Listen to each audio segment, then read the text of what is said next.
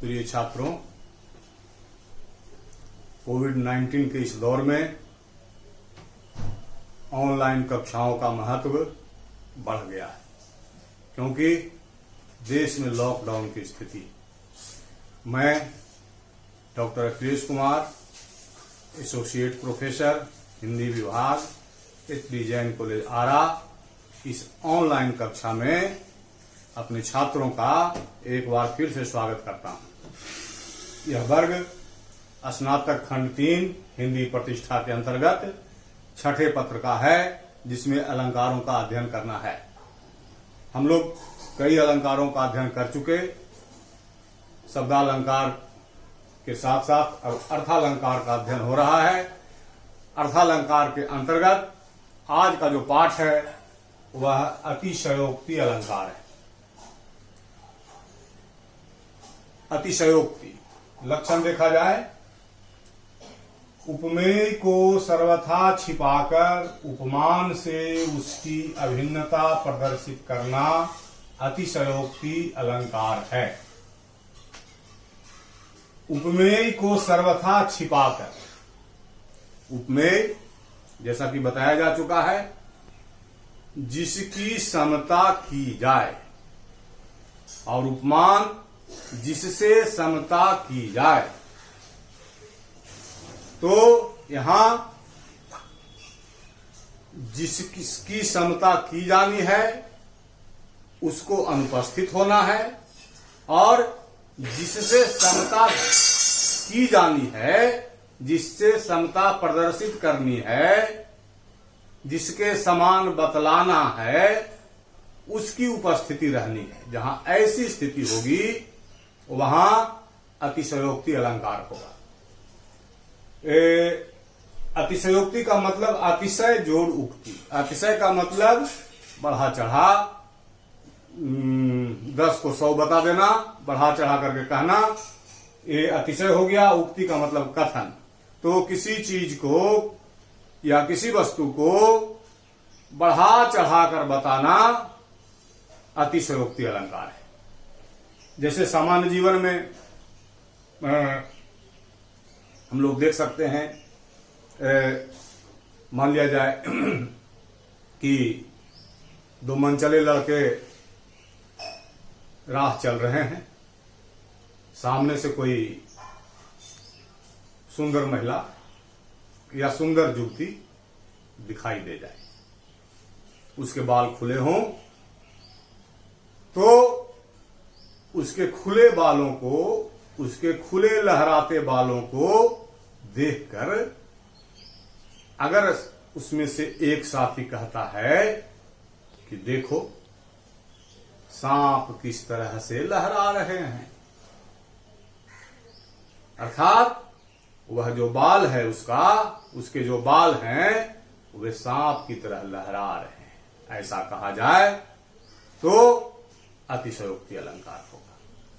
अगर उसने बिंदी लगा रखी है और साथ ही कहे देखो सितारा चमक रहा है, बिंदी की चर्चा न हो, सितारा चमक रहा है, ऐसा हो, यानी बिंदी को सितारा बताया गया, बिंदी का उपमान सितारा हुआ, सितारा चमक रहा है, ऐसा कहा जाए अतिशयोक्ति अलंकार होगा। अगर उस युवती के तीखे भौहों को देख करके अगर कहे कि धनुष देखा है, देखो कितना सुंदर धनुष है, अर्थात उसकी धनुषाकार भौहों को बिना भौहों की चर्चा किए हुए जब कहा जाए कि जो है ये कितना सुंदर धनुष है, ऐसी भावना की जब अभिव्यक्ति हो, अतिशयोक्ति अलंकार होता है। उसी तरह से आंखों की सुंदरता को देख करके आंख का जिक्र न करते हुए अगर कहा जाए देखो झील का सौंदर्य, नीली झील का सौंदर्य देखो, अगर ऐसा कहा जाए तो वहां अतिशयोक्ति अलंकार होता है। आंख की चर्चा न हो, सीधे झील कहा जाए। अर्थ लगाना पाठक का और श्रोता का काम होता है। तो ऐसी भावना जहां पर आ जाए वहां पर अतिशयोक्ति अलंकार होता है। अब देखिए, इसका उदाहरण है, अद्भुत एक अनुपम बाग, जुगल कमल पर गजबर क्रीड़त, तापर सिंह करत अनुराग। यह महाकवि सूरदास जी की पंक्ति है। सूरदास जी के साहित्य लहरी में जो दृष्टिकूट की पुस्तक है, दृष्टिकूट का मतलब हुआ कि जो दृष्टि को बाधित कर दे, जो कहा जा रहा है, जिसके बारे में कहा जा रहा है उसका पता न हो, दिमाग लगाने के बाद उसकी जानकारी प्राप्त हो। तो आप देखिए, अद्भुत एक अनुपम बाग, कि एक ऐसा बाग जो अद्भुत और अनुपम है। जुगल कमल पर गजबर क्रीड़त, तापर सिंह करत अनुराग। जुगल कमल, जोड़ा कमल, पर गजबर क्रीड़त, पर श्रेष्ठ हाथी क्रीड़ा कर रहा है। तापर सिंह करत अनुराग, और उस पर सिंह जो है अनुराग प्रदर्शित कर रहा है। तो यहां पर जिसके बारे में, अर्थात उपमेय के बारे में, जिसके सौंदर्य का वर्णन हो रहा है उसका पता नहीं है, सिर्फ उपमान है यहां पर, जिससे समता की जा रही है, जिसके समान बताया जा रहा है। क्या कहा जा रहा है? जुगल कमल, दो कमल। तो पांव जो हैं वो जुगल कमल है। पांवों के लिए जुगल कमल कहा गया। नायिका की जंघा के लिए गजवर कहा गया, यानी उसकी जांघें स्थूल हैं, जैसे हाथी स्थूल होता है। तो पांव के लिए जुगल कमल, उसकी जांघों के लिए श्रेष्ठ हाथी, और कमर के लिए सिंह उपमान आया। सिंह की कमर पतली होती है, और नायिकाओं के सौंदर्य में एक बात यह भी है कि उसकी कमर पतली होनी चाहिए। नायिकाओं के सौंदर्य के लिए यह बात कही गई। तो यहां पर उपमेय जो है वह लापता है, न पांव है, न जंघा है, और न कमर है, सिर्फ उपमान है। इसीलिए अर्थ लगाने में मेहनत लगता है, लेकिन जहां उपमेय जो है छिप जाए और उपमान ही सामने आए, वहां अतिशयोक्ति अलंकार होता है।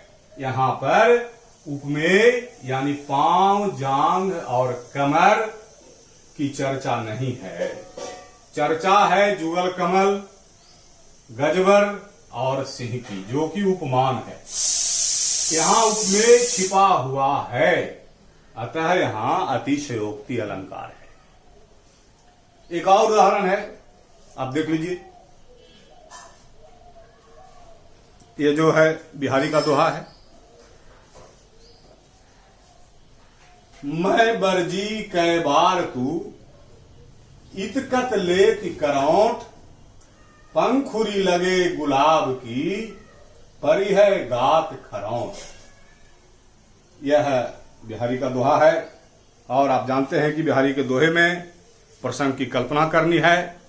तो प्रसंग यह है कि नायिका की सखी जो है, नायिका की सुकुमारता का वर्णन कर रही है। हो सकता है इस सुकुमारता के माध्यम से नायिका को यह बोध कराने का प्रयास हो कि तुम्हारी कोमलता कितनी अधिक है। तो कह रही है सखी, मैं बरजी कै बार तू, कह रही है कि मैंने तुझे कितनी बार मना किया, यानी अनेकों बार मना किया। क्या करने से? इतकत लेत करौंठ, बिछावन पर पड़े हुए, पलंग पर पड़े पड़े तुम इस तरह से करवटें क्यों लेती हो? करवट ना बदला करो। क्यों नहीं बदला करो? पंखुड़ी लगे गुलाब की, परी है गात खरौट। कह रही है कि तुम्हारी सैया पर, तुम्हारे बिछावन पर गुलाब की पंखुड़ियां बिखरी हुई हैं। वे पंखुड़ियां अगर तुम्हारे शरीर का स्पर्श कर गई तो तुम्हारे शरीर में खरोंच आ जाएगा, तुम्हारे शरीर में खरोंच का निशान लग जाएगा। कहना यह है, यानी जिस नायिका का वर्णन है वह इतनी सुकोमल है, इतनी कोमलांगिनी है कि गुलाब की पंखुड़ी के स्पर्श को भी वह झेल पाने में सक्षम नहीं है। तो इस तरह से यहाँ उस नायिका के सुकुमारता का वर्णन है। इतनी सुकुमार, इतनी कोमलांगिनी है कि जो है गुलाब की पंखुड़ी भी उसकी काया को आहत कर देती है। तो यहाँ पर सुकुमारता का वर्णन है जिसके बारे में कुछ नहीं कहा गया। कहा गया क्या कि गुलाब की पंखुड़ी लगी हुई है, उससे शरीर पर खरोंच पड़ जाएगा। तो उपमान यहाँ है गुलाब की पंखुड़ी, और इसी के माध्यम से नायिका की सुकुमारता का पता चलता है। इसलिए यहाँ पर अतिशयोक्ति अलंकार है। अब है संदेह अलंकार। इसका लक्षण देखा जाए, लक्षण है उपमेय में उपमान का संशय संदेह अलंकार कहलाता है। यह अलंकार सीधा है। संशय का मतलब डाउट, संदेह। जैसे मान लिया जाए हमने रेलवे टिकट लिया, रिजर्वेशन का टिकट कंफर्म नहीं है, वेटिंग में, तो यात्री को संदेह होता है टिकट कंफर्म होगा कि नहीं, हम अपनी यात्रा कर पाएंगे कि नहीं। दुविधाजनक स्थिति, संदेहास्पद स्थिति, स्थिति स्पष्ट नहीं है, क्लियर नहीं है कि यह होगा ही, अर्थात होने में संदेह है। जैसे अब मान लिया जाए सीआईडी के एसीपी प्रद्युम्न कहते हैं, दया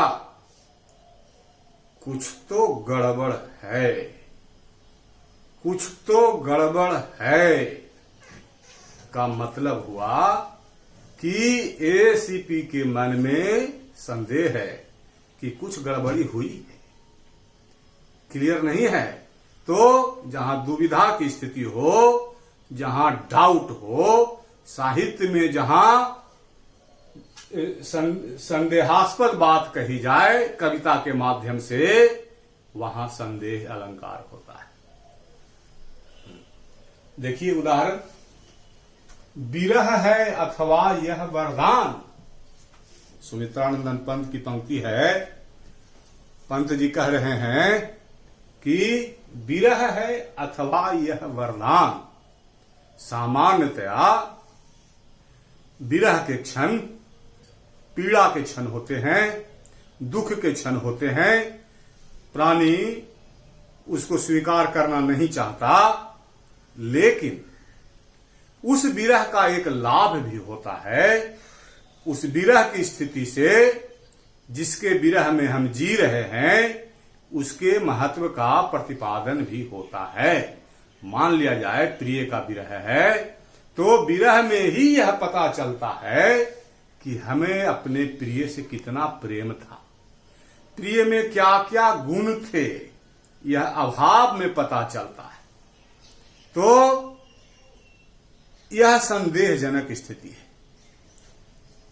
यहां जो है कवि जो है समझ नहीं पा रहे कि यह जो विरह हमें मिला है, वस्तुतः यह विरह है कि हमारे लिए वरदान है। तो साहित्य में जब इस तरह की पंक्तियां आती हैं तो स्वतः संदेह अलंकार हो जाता है। यहां विरह और वरदान में संदेह की स्थिति है कि विरह का मतलब एक तरह से साप ही है, तो साप हमको मिला है विरह रूपी या वरदान मिला है, यह क्लियर नहीं हो रहा है। विरह का भी महत्व है जीवन में, विरह प्रेम की जागृत गति है, वियोग ही प्रेम की कसौटी है, तो उस कसौटी पर हमको कसा जा रहा है। अगर निखर गए हम तब तो हमारे लिए वरदान भी है। तो यह तय नहीं है कि जो विरह है वह कहीं वरदान तो नहीं है, विरह है अथवा यह वरदान। यहां विरह और वरदान में संदेह की स्थिति है, अतः यहां संदेह अलंकार है। तो इस तरह से आज हमने दो अलंकारों के बारे में बताया, एक अतिशयोक्ति और दूसरा संदेह। हम समझते हैं कि हमारे प्रतिभाशाली छात्रों को समझने में किसी भी प्रकार की असुविधा नहीं हुई होगी। आज के क्लास के लिए इतना ही, धन्यवाद।